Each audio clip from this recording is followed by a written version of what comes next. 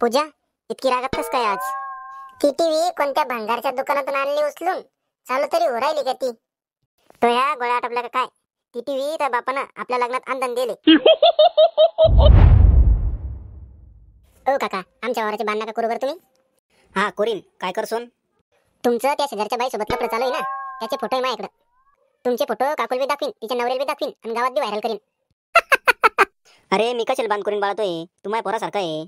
वाटलं तर पाटा दोन पाटा वक्कर शिल्लक घेतो आपलं. जिरली का आता? जिरली? बाबू, हा बोंबल.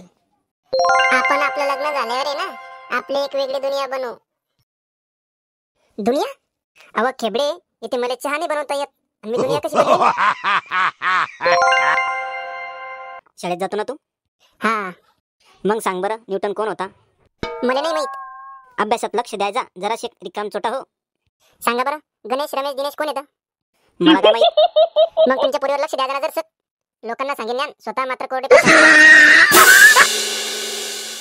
हो काका, मले ना जमिनीच्या अर्ध्या वाटण्या करून द्या. मले लय हलकी जमीन येले.